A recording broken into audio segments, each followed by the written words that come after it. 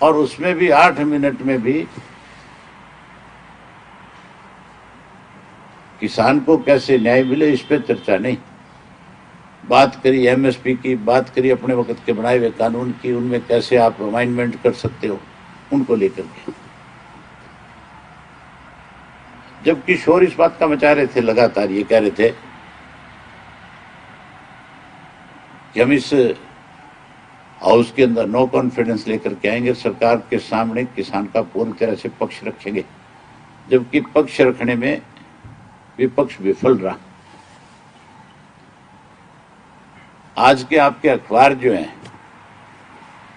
अगर आप उन्हीं को पढ़ लोगे तो उससे पता लग जाएगा कि विपक्ष की भूमिका कैसी रही। जहां विपक्ष ने किसान के पक्ष को अच्छे ढंग से नहीं रखा, उसके लिए मजबूती से नहीं लड़े, वहीं उसके साथ साथ मुख्यमंत्री का जो रिप्लाई था वो मुख्यमंत्री का नहीं लग रहा था। रिप्लाई तो ऐसे लग रहा था जैसे कोई बहुत अहंकारी आदमी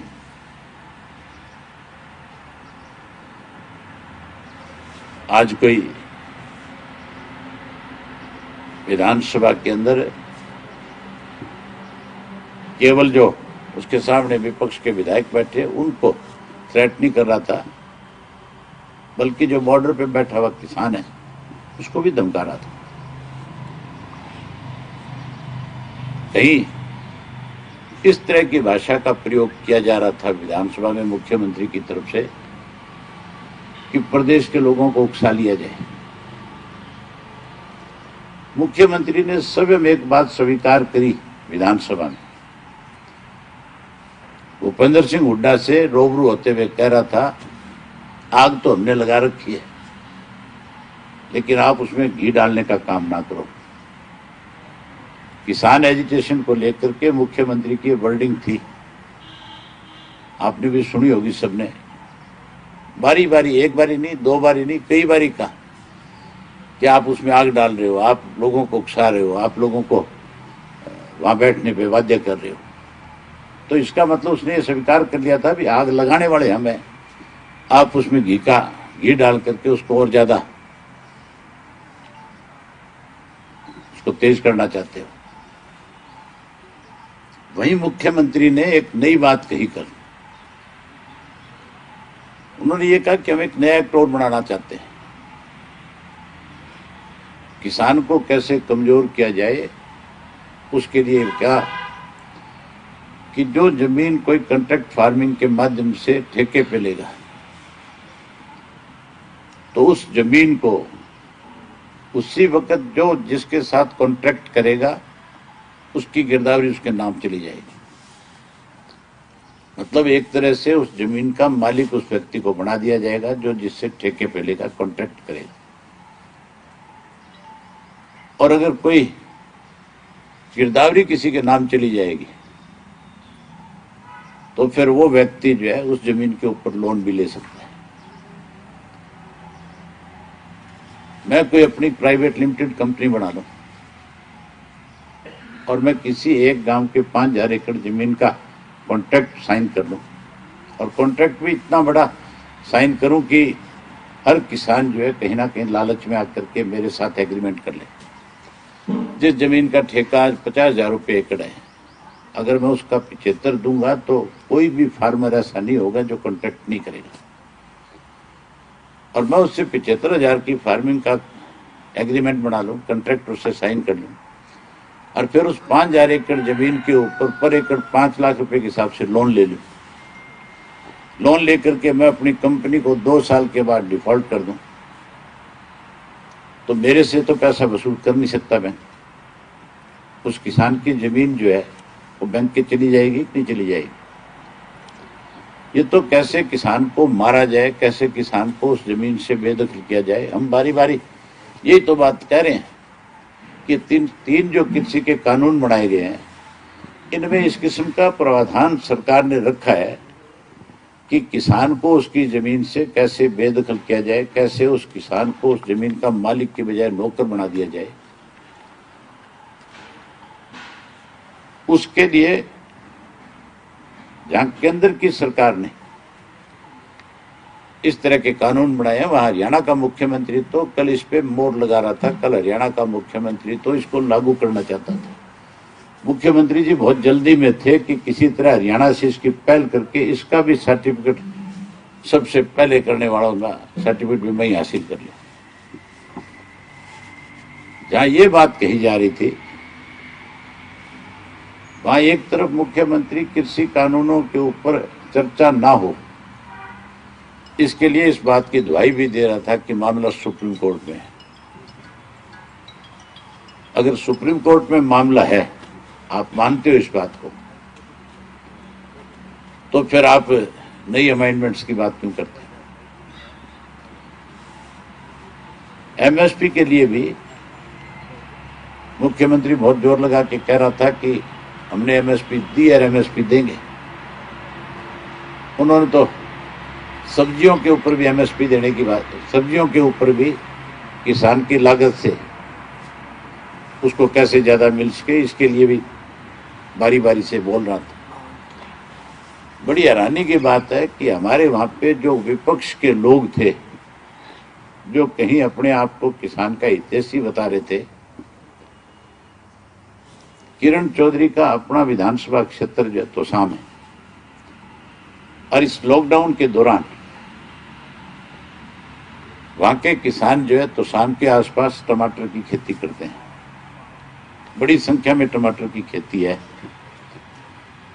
और पिछले साल जब लॉकडाउन चल रहा था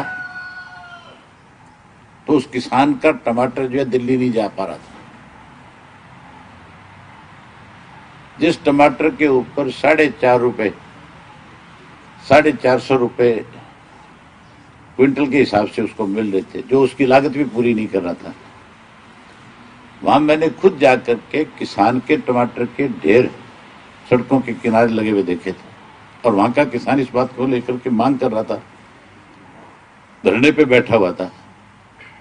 और कल मुख्यमंत्री जब पीठ थपथपा रहा था तो किरण चौधरी को यही नहीं ध्यान था कि तेरे यहाँ पे भी किस तरह से टमाटर जो है सड़कों पे पड़ा था। कल ही मुख्यमंत्री को टोक करके कहते कि आपको सही जानकारी नहीं है।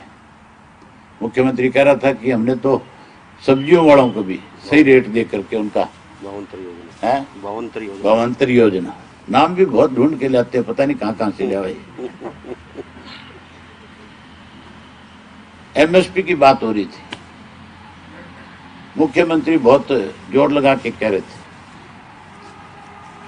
मैं आप लोगों पे एक चीज छोड़ना चाहता हूं, आप में 3-4 साथी एक दिन इलाहाबाद में जाके आओ। मेरे विधानसभा क्षेत्र के अंदर मूंगफली भी होती है और मूंग भी होता है। अब की बार नाथुश्री चोपटा की मंडी में मूंग भी आया था और मूंगफली भी आई थी। मूंग और मूंगफली दोनों सरकार ने खरीदी। खरीद करके एफर्ड ने जब, नेफर्ड है क्या वो, नेफर्ड जब उसको जब दिया, उसने वो मूंगफली और वो मूंग बिना उन किसानों को पेमेंट किए, बिना उनसे ले तो लिया, लेकिन हफ्ता 10 दिन उसको रख करके वापस किसान को नोटिस जारी करके बुला करके कहा कि मूंगफली भी ले जाओ और ये तुम्हारा मूंग भी ले जाओ। और मूंग लेके नहीं आया। मूंग जो उस किसान ने दिया था, वो जो नया मूंग था वो अपने पास रख लिया, और पुराना कोई मूंग जो था वो किसान को कह दिया ये ले जा। आज भी कोर्ट के अंदर इस बात को लेकर के मुकदमा है किसान की तरफ से। सरसा की कोर्ट के अंदर आज भी केस चल रहा है। आज भी वो मूंग जो है सरसा में यूं का यूं पड़ा है गोदाम में, एफर्ड के गोदाम में। उस किसान ने उठाने से मना कर दिया। उसने कहा कि मेरा जो मैंने अपना जो मूंग आपको दिया था, मुझे वो मूंग वापिस करोगे तो मैं ले जाऊंगा। सिर्फ और सिर्फ अपनी पीठ थपथपाते हैं। किसान को कभी एक फसल भी आज तक एमएसपी पे नहीं मिली। एमएसपी के ऊपर धान में कितनी बड़ी लूट मची है। धान के बाद गेहूं के अंदर किसान की जो है बात एमएसपी की करते हैं, अब की बार गेहूं में भी कटौती करी। गेहूं के साथ साथ सरसों का किसान तो कल तक धक्के खा रहा था पेमेंट के लिए, उसकी पेमेंट नहीं हुई। जहां उसको 10-12 क्विंटल एकड़ की होती है, तो 10-12 क्विंटल की बजाय उसको 7 क्विंटल पे मजबूर करते हैं, कैप लगाते हैं। एक चीज और मैंने मुख्यमंत्री की कल सुनी अभिभाषण में। मुख्यमंत्री कह रहा था कि एमएसपी नहीं होनी चाहिए। एक तरफ तो कह रहा था एमएसपी देंगे और दूसरी तरफ ये कह रहा था कि एमएसपी नहीं हो। जब आंकड़े दे रहा था, गिना रहा था कि कहां किस प्रदेश के अंदर कौन सी फसल कितनी खरीदी जाती है, तो हरियाणा का जिक्र कर रहा था कि हम 55% चाहे धान है चाहे गेहूं है हरियाणा से देते हैं सेंटर को खरीद के। और उसमें यह कह रहा था कि हरियाणा गवर्नमेंट को उसमें पैसा मिलता है 6% 8% जो है सेंट्रल गवर्नमेंट की तरफ से, पंजाब और हरियाणा दोनों को। मुख्यमंत्री जी अपने 6% है, 8 है, एकड़ में 8 क्विंटल। हाँ। उसके बाद ये कह रहे थे कि अगर देश में एमएसपी लागू हो जाएगी तो उसका सबसे बड़ा नुकसान हरियाणा का होगा। अगर देश में एमएसपी लागू होगी तो हरियाणा का नुकसान कैसे होगा? एक तरफ तो मुख्यमंत्री कहता है मेरी फसल और मेरा ब्यौरा, और ये भी कहता है कि हरियाणा का किसान जो है सरकार को अपनी जानकारी दे कि मैंने कौन से एकड़ में क्या फसल बो रखी है। हरियाणा से बाहर के किसी किसान की फसल को आने नहीं देते। तो इसका मतलब सीधा सीधा ये है कि सत्ता में बैठे हुए लोग जो है वो अपनी मर्जी से बाहर से सस्ते में फसल खरीद के लेकर के आते हैं और हरियाणा में महंगी बेच करके, जहां सरकार को चूना लगाते हैं, जिस किसान को कमजोर करते हैं, वहीं अपनी जेब भरते हैं।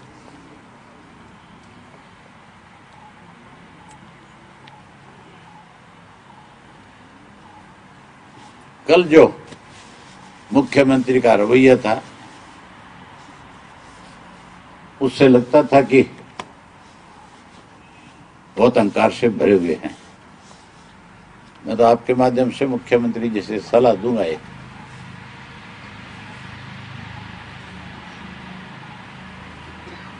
उनको एक सलाह दूंगा कि मुख्यमंत्री को इस अहंकार को छोड़ करके देश के प्रधानमंत्री को सलाह देनी चाहिए इस बात की कि किसान जिस डिमांड को लेकर के बैठा है उनके साथ बातचीत करो, उनकी डिमांड को पूरा करो, एमएसपी की उसको गारंटी दो, ताकि वो किसान जो लगातार पिछले 3.5 महीने से आंदोलन कर रहा है वो अपने घर जाए, अपनी खेती संभाले, अपने बच्चों को जाकर के संभालने का काम करे। अखबार में एक चीज और आज मैंने पढ़ी थी, मुख्यमंत्री जी आंकड़े बता भी रहे थे कि इस एजिटेशन की वजह से 11 लाख करोड़ रुपए का नुकसान हो गया। इतना ही बताया था ना? 11,000। हाँ, एक ने 11 लाख छाप रखे, 11,000 करोड़ का।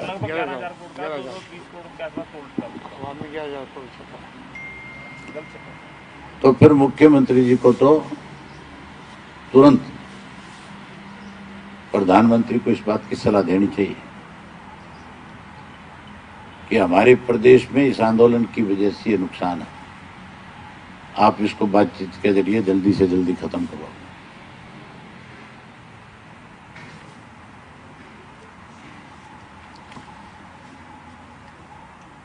कल तो सीएम ने ये कह दिया कि ये कृषि कानून किसी हालत में वापस नहीं है, फिर बातचीत का कोई मतलब रह गया क्या? मुख्यमंत्री एक तरफ तो कहता था कि सुप्रीम कोर्ट में पेंडिंग है, सुप्रीम कोर्ट ने स्टे कर रखा है, और दूसरी तरफ मुख्यमंत्री जोर लगा के ये कह रहा था कि ये कानून ज्यों के त्यों रहेंगे। इसका मतलब तो वो फिर कोर्ट से भी ऊपर चले गए मुख्यमंत्री जी। अमेंडमेंट भी ला रहे। कल जब सेशन में आपने चर्चा सुनी होगी, बहुत सारे एमएलए कांग्रेस के ये कह रहे थे कि वहाँ पर जो मूलभूत सुविधाएं शौचालय की है, पानी की है, बिजली की है, इस तरीके की काट दी गई है। मतलब इस तरीके का आरोप लगाया। हालांकि सरकार ने कहा कि नहीं, हमने सुविधाएं दे रखी है, सफाई की दे रखी है। तो आपने कुछ देखा मौके पे जाके, क्या स्थिति है? कई जगह फैक्ट्री है। मैं लगातार बॉर्डर पे जाता रहा हूं। कमाल की बात यह है, बचपन में भी हमने बॉर्डर देखे। हमारे नजदीक लगता हुआ एक बॉर्डर है हुसैनावाड़ा, पाकिस्तान का बॉर्डर। मेरे ननियाल से कोई मुश्किल से 12-15 किलोमीटर पे है। हम बच्चे थे तब उसको देखने जाया करते थे। हमने उसके बाद देखा बाघा बॉर्डर। एक दफा कॉलेज का टूर था हमारा, नेपाल गए थे तो इंडिया और नेपाल का बॉर्डर भी देखा। इधर लेह और लद्दाख घूमने गया था तब तिब्बत का बॉर्डर भी देखा। एक दफा नॉर्थ ईस्ट में भी घूमने का मौका मिला तो वहां पे हमारे साथ लगता हुआ है ना कंट्री एक, नेपाल और चाइना, भूटान। ना भूटान का बॉर्डर भी देखा। बर्मा का बॉर्डर भी देखा हुआ है।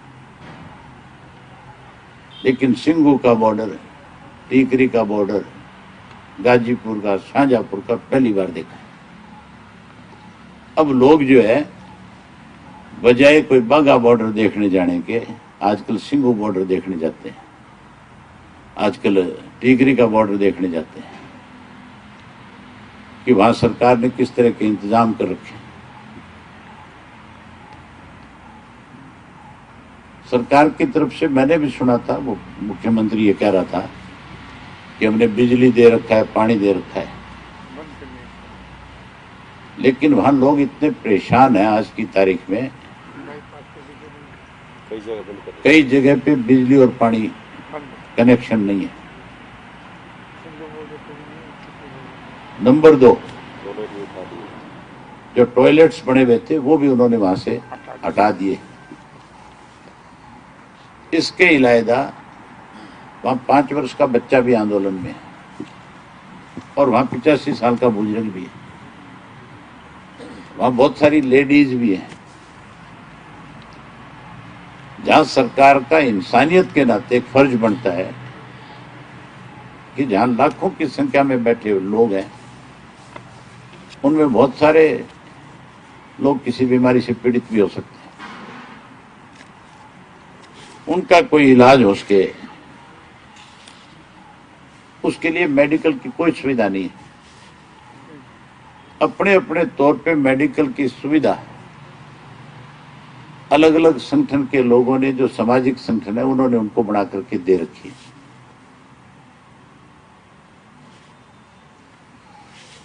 हमने भी अपनी तरफ से जो है लगातार वहां लोगों को असुविधा ना हो, अपने पार्टी के कार्यकर्ताओं को वॉलेंटियर के रूप में लगा करके उन लोगों की दिक्कत कठिनाई को दूर करने का प्रयास किया है। और अब जो चीज मैंने वहां महसूस करी थी कि वह मेडिकल की सुविधा होनी चाहिए, इसके लिए अगले 5-7 दिन में हम वहां पे पोर्टेबल जो है हॉस्पिटल बना देंगे। उसमें 50 बेड की सुविधा देंगे। उसमें डेंटिस्ट भी होगा, उसमें आइज का डॉक्टर भी होगा, उसमें एमडी भी जनरल के होंगे, मेडिकल का, और सारी मेडिसिन जो फ्री में देंगे हम, किसी से कुछ चार्ज नहीं करेंगे। हमारा जो मेडिकल सेल है, हमने उसकी ये जिम्मेवारी लगाई है। हमारे मेडिकल सेल के अंदर 8-9 डॉक्टर ऐसे हैं जो बहुत सीनियर पद पे रहे हैं, जो MS सीएमओ के पद पे रहे हैं, अपने सब्जेक्ट एक्सपर्ट भी हैं। उसमें कुछ सर्जन भी है हमारे पास। हमारा अपना जो है 100 बेड का हॉस्पिटल है सिरसा के अंदर। अगर किसी को सर्जरी की जरूरत पड़ेगी तो हम एम्बुलेंस भी रखेंगे और अपनी एम्बुलेंस से ले जा करके हमारे अपने हॉस्पिटल में उनकी फ्री में सर्जरी करेंगे, उनका ट्रीटमेंट करवाएंगे, उनकी अच्छे ढंग से देखभाल करेंगे। अगर और भी कोई वहां जरूरत पड़ी इसके इलाज तो हम उनकी उन जरूरतों को भी पूरा करेंगे। सिंगू बॉर्डर पे लगाएंगे। ये हम पहले टीकरी के बॉर्डर पे लगा रहे हैं, जो 1 हफ्ते में शुरू हो जाएगा। और उसके बाद अगर सिंगू के बॉर्डर पे जाऊंगा, वहां मिलूंगा, सबसे पूछूंगा, अगर जरूरत हुई तो वहां पे भी हम इसी तरह का हॉस्पिटल बनाएंगे। विश्वास प्रस्ताव पे जब चर्चा हो रही थी उससे पहले जेजेपी के कुछ विधायक कह रहे थे कि हम विप से बंधे हुए हैं और ऑन रिकॉर्ड कह रहे थे। जब उनसे पूछा गया कि विप से बंधे थे या कोई मजबूरी थी तो उसके बाद भी वो नहीं डाल पाए अविश्वास प्रस्ताव के पक्ष में वोट और साफ तौर पे कह रहे थे कि हम चाहते नहीं हैं लेकिन विप से बंधे हुए हैं। ड्रामे कर रहे थे, कोई विप से नहीं बंधा हुआ था। अगर किसी पार्टी ने विप जारी कर दिया और अगर कोई उसके खिलाफ वोट डाल देगा तो मैं नहीं मानता कि उसको कोई बर्खास्त कर देगा। और अगर किसान के साथ हो तो फिर बर्खास्त होने से डर किस चीज का है? आप जब कहते हो कि हम तो किसान के साथ हैं, सरकार के साथ नहीं है, तो उसमें खड़े होकर के पहले तो आप किसान के साथ खड़े होने की बात करते हैं और जब उसके वोटिंग का समय आता है तो फिर तुम सरकार के साथ चले जाते हो। इसका मतलब दोगले हो। इसका मतलब सीधा सा है कि आप लालच में फंसे हुए हो। आप अपनी मेंबरशिप छोड़ना नहीं चाहते, ये तो नहीं छोड़ना चाहेंगे, लेकिन लोग इनको इतना मजबूर कर देंगे, इतना जलील करेंगे आने वाले समय में कि तुम वहां खड़े होकर के क्या कह रहे थे और आज तुम यहाँ हमारे बीच में क्या कह रहे हो। आपने देखा नहीं किस तरह से डरे हुए थे, कह रहे थे ना हेलमेट भी लोहे का लेना पड़ेगा, अंडरगारमेंट्स भी लोहे की बात कर रहे थे। उनको पता है कि कहां कहां लठ लगने वाला था।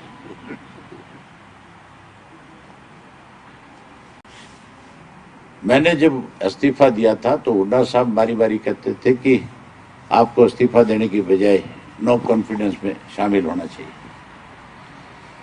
और मैंने इस्तीफा देने के बाद उनसे कहा था भी आप इस्तीफा दोगे तो सरकार पे दबाव बढ़ेगा। आज भी ये बात कहता हूं, जिन 32 लोगों ने जो वोट अपना इस अविश्वास प्रस्ताव के पक्ष में डाला है, अगर वो 32 के 32 जाकर के स्पीकर को अपना इस्तीफा सौंप देंगे तो ये सरकार शाम को गिर जाएगी। चौधरी देवीलाल ने एक बार 29 एमएलए के साथ इस्तीफा दिया था। सरकार की हिम्मत नहीं हो सकी कि उनके इस्तीफे मंजूर कर लें। केवल 2 इस्तीफे मंजूर हुए, डॉक्टर मंगल सेन का और चौधरी देवीलाल का। बाकियों के इस्तीफे को मंजूर नहीं कर पाया। अगर आज ये भी हुड्डा पार्टी जाकर के इस्तीफा दे दे, इस्तीफा मंजूर करना तो बहुत दूर की बात है। सारे देश के अंदर इस भाजपा के खिलाफ बहुत बड़ी बगावत आ जाएगी और सारे देश का किसान जो है उसको बहुत बड़ी ताकत मिल जाएगी। सरकार को मजबूर हो जाना पड़ेगा इस बातचीत के लिए, लेकिन ऐसे लोग विधानसभा के सदस्य हैं जो कहीं कमजोर हैं। दूसरी भाषा यूज करूंगा तो फिर तुम्हारे जैसे साथी पता नहीं क्या लिख देंगे, क्या कह देंगे। समझा जाए मतलब। हाँ समझ लियो केरल है तो जो कहना चाहते हैं भाव समझ लो।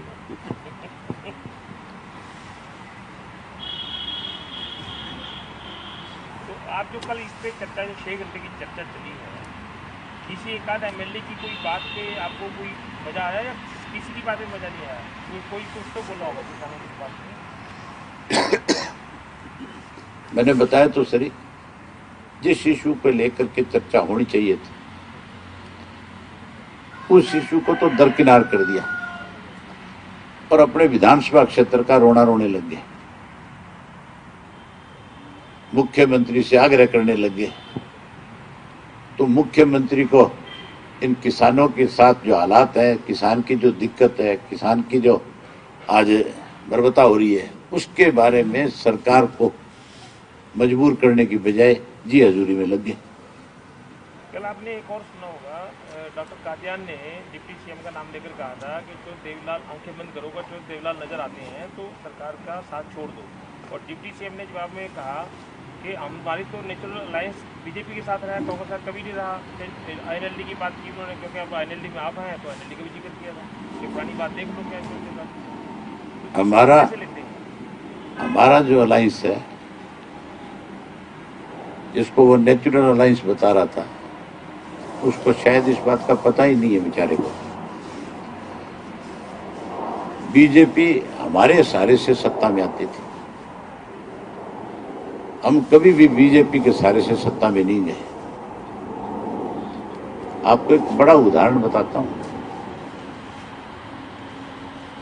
चौधरी ओम प्रकाश चौटाला हरियाणा प्रदेश के मुख्यमंत्री थे, बीजेपी के 6 MLA जीत करके हमारे साथ आए थे। हमारे 4 मेंबर पार्लियामेंट लोकसभा में थे, उनकी वजह से केंद्र की सरकार चल रही थी। अटल बिहारी वाजपेयी देश के प्रधानमंत्री थे, उन्होंने बहुत जोर लगाया चौटाला साहब के ऊपर इस बात को लेकर के कि हमारी पार्टी के भी 1 या 2 मेंबर जो है उनकी मिनिस्ट्री को ज्वाइन कर ले। लेकिन उन्होंने इसलिए ज्वाइन नहीं किया, अपने किसी मेंबर को ज्वाइन नहीं करवाया कि कल फिर ये लोग यहां मेरे ऊपर प्रेशर बनाएंगे कि हमने आपके यहां मिनिस्टर बना रखे हैं, आप भी हमारे बनाओ। हमने तो बीजेपी को सत्ता में भागीदारी दी है, ली नहीं।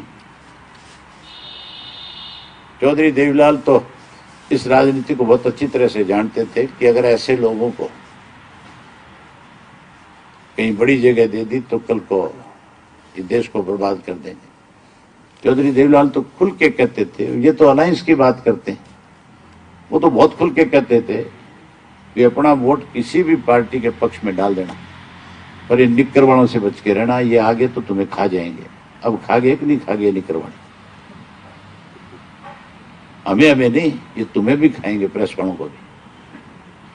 थारे पे भी इतनी पाबंदियां लगा देंगे कि तुम्हें ये फेंकने पड़ेंगे। फिर बहुत सारे ऐसे प्रेस के साथी जो हैं जिन्होंने अपने चैनल के ऊपर इसलिए चैनल छोड़ करके आगे कि हमें मजबूर किया जाता है कि आप सरकार के पक्ष को दिखाओ, और हम गलत नहीं दिखाना चाहते।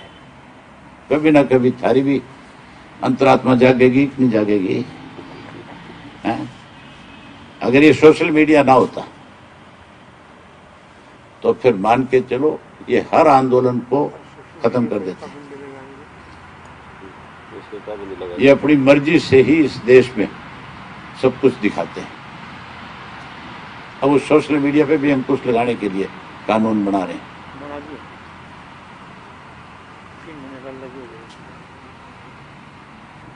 तो सब बता रहे हैं भी कानून बना दिया, 3 महीने बाद लागू हो जाए, फिर 3 महीने बाद मिलेंगे आपसे दोबारा। 75% वाले पे भी आपने अपनी बात रखी थी कि अब तो वो कानून बन गया, आपने कहा था कि बैठा रहे हैं, अब वो कानून बन गया। इस प्रदेश से बहुत सारी इंडस्ट्री पलायन करके गई है, और इसलिए पलायन करके गई है कि कानून व्यवस्था नाम की चीज नहीं है इस प्रदेश में। मुख्यमंत्री जी महिला दिवस के ऊपर भावुक हुए थे, और मैंने उनको देखा था, आंसू पहुंच रहे थे। पता नहीं किस बात को लेकर के उनको भावुक तो हुए। ये पकड़ो,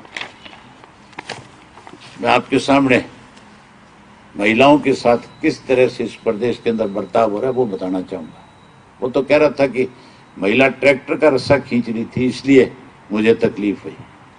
उस ट्रैक्टर के रस्से से तकलीफ है मुख्यमंत्री को, लेकिन इससे तकलीफ नहीं है हरियाणा प्रदेश में नाबालिग जो लड़कियां उनके साथ बढ़ते हुए बलात्कार। इंग्लिश के ट्रिब्यून ने तो अपनी तरफ से पूरा लेख लिखा, एडिटोरियल ही लेख लिखना, एडिटोरियल होगा, चाहे अंग्रेजी में एडिटोरियल हो जाता है। 2020 से जो 6 माह के आंकड़े इनके अपने हैं, उपलब्धियों कराए इन्होंने, वहां कोई था नहीं ऐसा व्यक्ति जिसको महिलाओं से भी कोई सरोकार हो, कोई उनके दिमाग में, मन में उनके प्रति भी कोई संवेदना हो। इसलिए उस हाउस के अंदर इन बातों का जिक्र नहीं हुआ।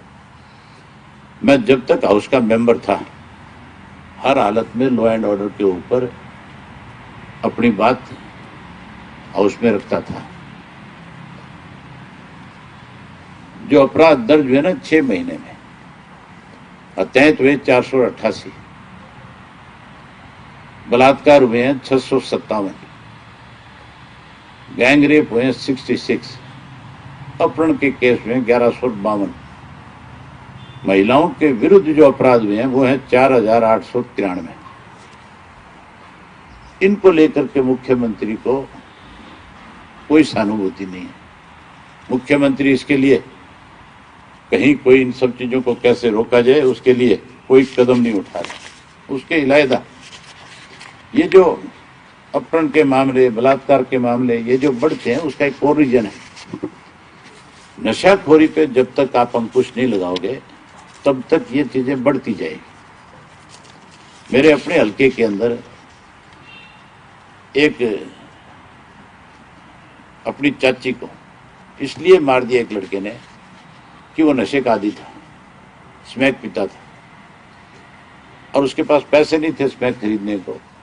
उसकी चाची ने गले में मंगलसूत्र पहना हुआ था, वो घास लेने के लिए गई पशुओं का, उसने पीछे से जाके सर में उसके लाठी से वार किया, उसको मारा, उसका मंगलसूत्र निकाल लिया, उसको जेल ले जा करके ट्यूबवेल में फेंक दिया। तो जब तक ये इस तरह की चीजें नहीं होगी, इन पे रोक नहीं लगेगी, तब तक आप मान के चलो कि ये सब चीजें काबू नहीं आएगी। जहां तक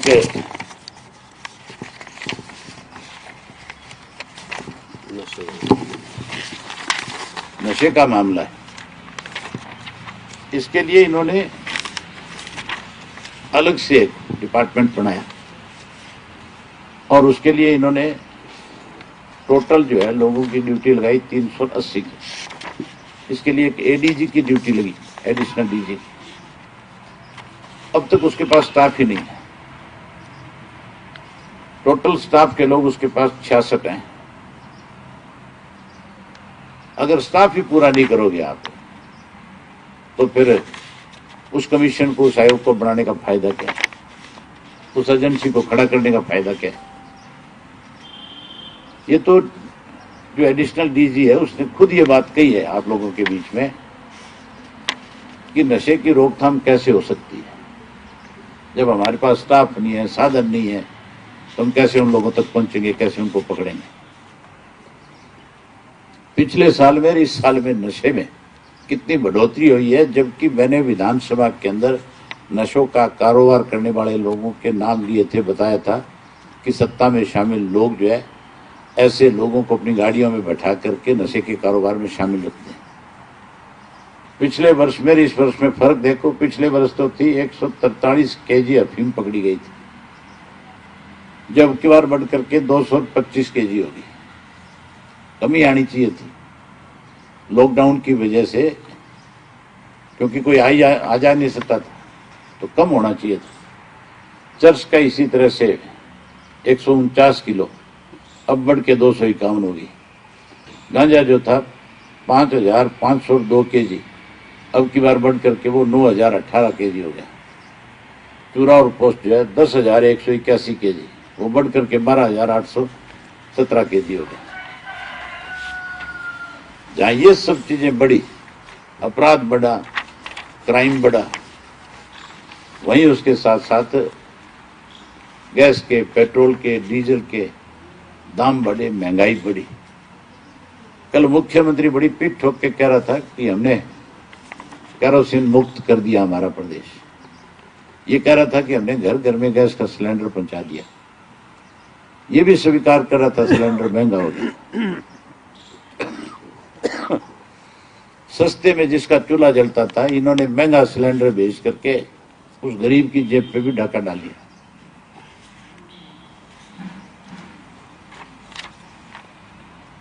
लेकिन होम मिनिस्टर ने पेट्रोल और डीजल के दाम का एक फर्क मैं आपको बताऊंगा। ये नहीं दूसरा है, नेपाल वाला हो गया ये ना, ये नहीं है। हमारे साथ जो लगते हुए मुल्क है वर्ल्ड वाइज तो सब जगह हमारे से सस्ता है पेट्रोल और डीजल। लेकिन मैं आपको 4 ऐसे मुल्क भी बताता हूं जो आर्थिक रूप से बहुत ज्यादा कमजोर मुल्क है, जहां महंगाई ज्यादा होनी चाहिए थी। श्रीलंका जो है, वहां पे जो पेट्रोल का दाम है वो 60 रुपये 29 पैसे है लीटर का। डीजल है वहां 38 रुपये 91 पैसे आज की डेट में। नेपाल जो है, जहां सारी की सारे लोग लेबर के रूप में हमारे यहाँ आके काम करते हैं, इंडिया में इतनी ज्यादा भूखमरी है, इतनी बुरी हालत है वहां पे भी पेट्रोल के दाम जो है 69 रुपये है, 69, और डीजल के दाम जो है 58 रुपये है। हमारे से वहां भी सस्ता है। उसके बाद पाकिस्तान ले लो, यहाँ तो निरी गुर्बत है पाकिस्तान में। तो कितना कर्जा है पाकिस्तान पे, दुनिया भर का कोई कंट्री ऐसा नहीं होगा जिस कंट्री से इन्होंने कोई लोन ना लिया, कोई बैंक ऐसा नहीं होगा जिससे लोन ना लिया हो। उनके यहाँ पेट्रोल का दाम है 51 रुपये और डीजल का दाम जो है वो 53 रुपये। हमारे से तो वहां भी सस्ता है, जहां हमारे रुपए की कीमत जो है, हमारा 1 रुपये है, उनका 1.5 रुपये है। अगर उसके साथ इसको जोड़ दिया जाए तो ये तो उससे बहुत ज्यादा सस्ता हो गया। बांग्लादेश जो है, वहां पे पेट्रोल का रेट है 76 रुपये और डीजल का रेट है 55 रुपये। जो हमारे साथ लगते हुए छोटे छोटे मुल्क है, जो बिल्कुल अपना जो पेट्रोल का रेट है, अगर गंगानगर की तो बात करूं तो 100 रुपये से भी ज्यादा है। यहाँ 100 रुपये पेट्रोल है और डीजल जो है 80 रुपये है। ये 80 तो गलत लिखा है, ज्यादा है 80 से। हाँ है 80 से ज्यादा है, रोजे मार डालना पड़े। टैक्स देखो आप, अलग अलग एक चीज और देखने वाली है कि जो डीजल और पेट्रोल है उसके ऊपर जो टैक्स लगता है वो भी मेरी ख्याल दुनिया में सबसे ज्यादा हिंदुस्तान में है।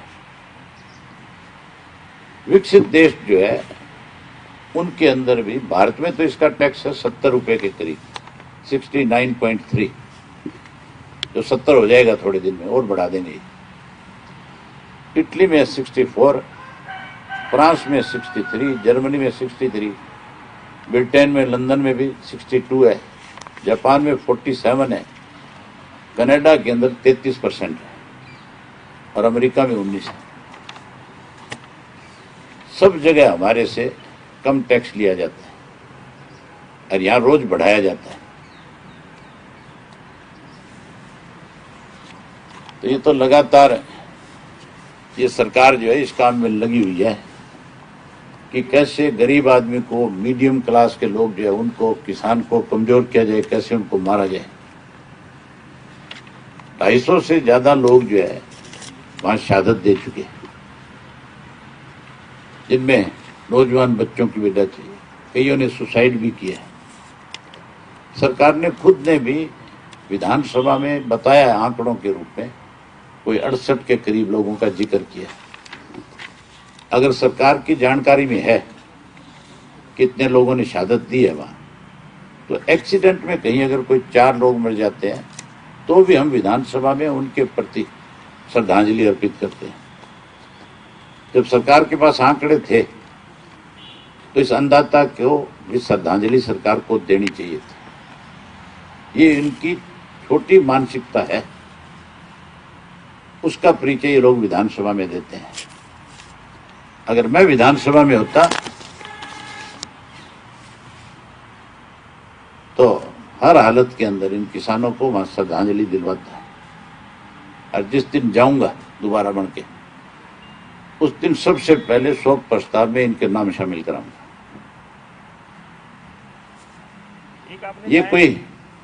ये कोई वो किसान नहीं है जो अपने खेत में खेती करता हुआ मर गया या अपने घर के अंदर अपनी उम्र पूरी करके मर गया। ये आंदोलन कर रहे थे, और कोई भी आंदोलन में कोई व्यक्ति शहादत देता है तो उस व्यक्ति को हर हालत में श्रद्धांजलि दी जाती है। एक तरफ मुख्यमंत्री प्रधानमंत्री अन्नदाता करता है, किसान करता है, तो फिर किसानों को श्रद्धांजलि देने में क्या शर्म थी? इसका मतलब ये लोग नफरत से भरे हुए हैं किसान के प्रति। हाँ, एक लाइन ऑर्डर का इशू आपने उठाया, जो हरियाणा के गृह मंत्री हैं, उन्होंने मुख्यमंत्री को चिट्ठी लिखी है, आपने भी पढ़ी होगी, उसमें स्पष्ट लिखा है कि मौजूदा डीजीपी के रहते लैंड ऑर्डर की स्थिति सुधर ही नहीं सकती। आपको इस पर क्या कहना? जब इस तरह से चीफ मिनिस्टर के प्रति उसके मंत्रिमंडल के लोगों का विश्वास खत्म हो जाता है, तब इस तरह की सारी चीजें सामने आती है, तब इस तरह की चिट्ठियां लिखी जाती है। आज सरकार के ऊपर जहां लोगों का भरोसा नहीं है, वहीं इसके अपने मंत्रियों का भरोसा भी नहीं है। एक तो चिट्ठी लिखता है डीजीपी के बारे में, इसको हटा दिया जाए। उससे पहले भी चिट्ठी लिखी सीआईडी वाले इशू को लेकर। कल हुड्डा ने एक बात बहुत अच्छी कही थी, बोले गृह मंत्री जो है, इसका नाम ना करना इसका कान है। अगर विज साहब की बात को मुख्यमंत्री सुनता नहीं है तो धिक्कार है फिर ऐसे मंत्रालय पे उसी टाइम ठोकर मार देनी चाहिए, छोड़ देनी चाहिए। जब उस पर विश्वास ही नहीं है मुख्यमंत्री को, तो फिर वो उस मंत्रालय में क्या कर रहे हैं? चिट्ठी लिखने की बजाय इस्तीफा भेजना चाहिए। उसने भी भेजी और उसके साथ साथ डिप्टी चीफ मिनिस्टर ने भी एक अधिकारी के खिलाफ मुख्यमंत्री को चिट्ठी लिखी कि इसको बर्खास्त कर दिया जाए। उसको बर्खास्त करने की बजाय दोनों के खिलाफ दो आईएएस ने लिखी है चिट्ठी।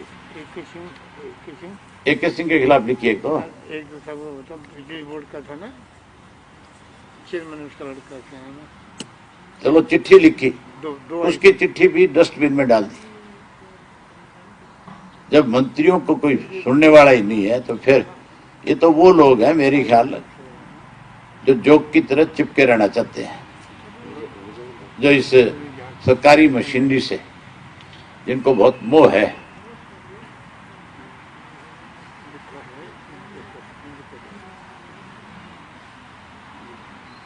इनके विचारों की औकात और बुक्कत खत्म कर दी इस खटर ने।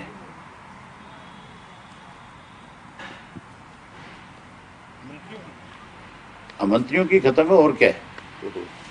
जब मंत्री चिट्ठी लिख रहे हैं और उस चिट्ठी की कोई सुनवाई नहीं हो रही, उनकी बात को कोई महत्व नहीं दिया जा रहा, तो इनकी बुक्कत ही खत्म होगी कि नहीं होगी?